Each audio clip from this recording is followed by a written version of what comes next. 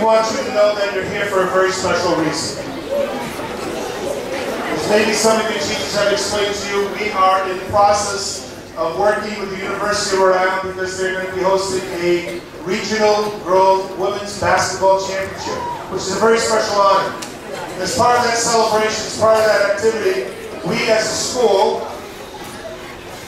are going to participate with it. You're going to say, how, Mr. Chairman, can we participate with a women's regional basketball tournament that's going to be held at URI? Well, each one of your advisors is going to be getting a Division I women's basketball team assignment. Is that you and your advisor will do is periodically be able to correspond with those women on the basketball team to ask how their season's going, how their college life is like, what kind of activities are they participating in outside of sport, what kind of studies are they engaged in, what kind of learning are they taking on in college. It's a chance for you to learn more about college life through the eyes of a women's basketball player at those particular Division I schools. At this time, I'd like to introduce the Assistant Athletic Director from the University of Rhode Island, our state university, Greg Burke. Mr. Burke.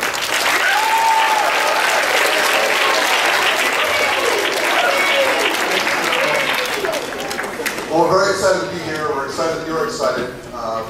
It's all about women's basketball. So let's special treats to get started. Boys and girls, ladies and gentlemen, please welcome the University of Rhode Island cheerleaders.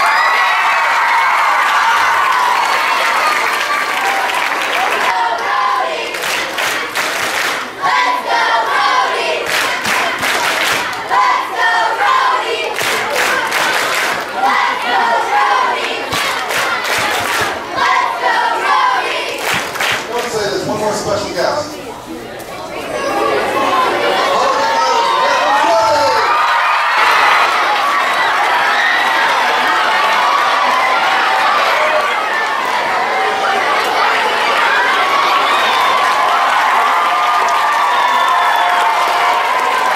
Now, we'd like to introduce someone to talk a little bit about women's basketball in the NCAA tournament. This woman has coached a number of places, most notably Boston College, Vermont, and the University of Rhode Island. She's our head coach now. She's taken teams from Boston College and Vermont to the NCAA tournament that we're about to talk about. And one day, very soon, she'll be taking the Rams to the NCAA tournament as well. Please give a nice round of applause to Coach Kathleen Lee. How many people here play the team? Raise your hand.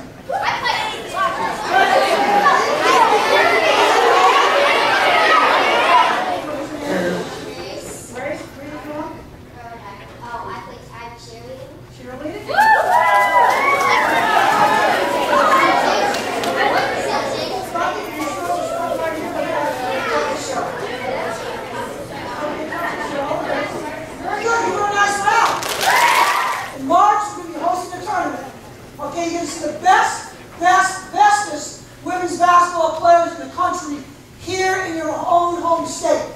We would love you to come out and see the best women's basketball teams, best women's basketball players, best coaches in the country there in March.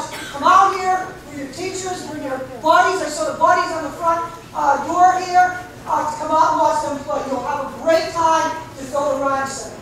You're going to learn a lot about the other teams. You're going to learn the name of the school, where it's from, when it was founded, what the mascot is, all sorts of stuff like that. You're going to get a roster, a picture of the team you get to adopt. Hopefully you'll be able to write letters or emails to these teams. Mr. Emerald is going to allow PA announcements in the morning to announce scores of your teams. It's going to be a lot of fun.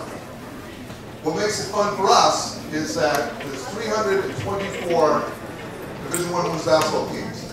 64 make the tournament in 8 different locations around the country. Of those 64, they play 2 games. They win them both, get down to the Sweet 16. 4 of those teams from the Sweet 16 come to the Lions Center. They play 2 games over 3 days, and the winner goes to the Final Four. Does everyone know what the Final Four is? Yeah! So it's a big deal. The Final Four determines who's the best college team in the country.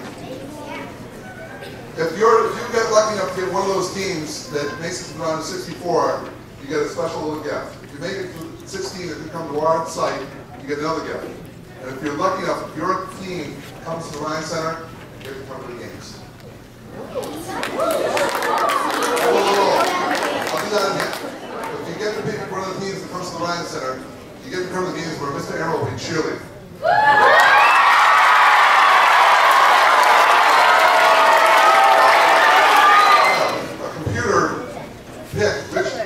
advisories in which classes, middle schools get college teams. So I'll tell you who the name of the advisor is, and then which team you got. Is Mr. Smith here? Mr. Smith, advisor at Alcorn State University. Ms. Gossigan, Arkansas State University. Ms. Rodini Basket, advisor at Belmont University. Ms. Janet gets Boise State University.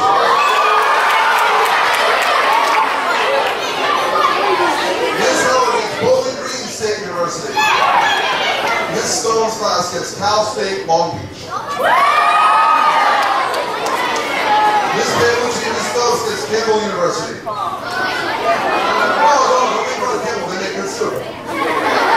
Where's I want everyone from Ms. Hurley and Ms. Pasco's advisor to stand up.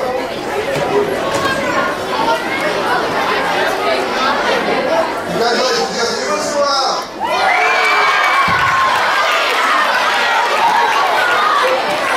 Opportunity that every middle school has. It's an opportunity to learn about people and about places and about things through the eyes of sports. If sports were just done for the sake of sports, we wouldn't have it in schools, we certainly wouldn't have it at URI and all the schools that you're going to be following. What's special about sports is that you get to learn, you get to set goals, like many of you already participating in sports. But why it's important with schools is because it's a chance for you to push yourself to learn about goal setting, to learn how to play together as a team, that in life you're not going to be playing as individuals all the time. That you have to learn to give and take, you have to learn to compromise. You have to learn how to pick other people up when they're down. Just like in school, there are some days that you're having a great day and you can help somebody else who's maybe not having such a great day. It's an opportunity for you working together in groups to learn how to work with one another. It's also a chance for you to build your own goals so that you can get your best grades by the end of the quarter. Well, student athletes, to me, are very special people. Many of you are student athletes, just like the University of Rhode Island student athletes, because you are role models, and you have to work in two areas. One, academics, and it's very hard to do good work, and also in sports, to get your body and your mind organized to be the best that you can be. Just like in school, sometimes you have a little bit of pain and suffering because things don't come easy. So you've got to have the stamina and the hard work to get to where you need to be. Well, in sports, it's the same way. I don't know of any athlete that doesn't go through sometimes a little bit of pain to push themselves to be better than what they are today. So academics and athletics have parallel paths to success. As many of you, as you know, as student athletes, you can learn a lot from what you're going to be doing in advisory. More directions will be coming forward to see how you can interact with your college student athletes and to learn from them. If this is not a learning opportunity, then we have failed in this mission. But I know you. I know that you're going to work hard to make positive connections with the student athletes at your chosen university. I know you're going to ask academic questions about what they're studying and what their college life is like, what their surroundings are like. Because my hope is that 7 or 8 years from now, if you hear the word Gonzaga or Alcorn State, you'll know where they are. You'll have a special connection to what they do there, what the specialty of study is, and maybe that might be an opportunity for you to go study there someday when you graduate high school. But at least you get to know people from around the country and know a little bit more about the life of a college student and the college that they belong to. Let's make this a great positive experience, a learning experience for you. A lot of that depends on your attitude towards this project. It's a short project. It will be done in March. After March, our correspondence and our connection with that university will probably cease. But during that time, I want you to take the opportunity to get the most out of this.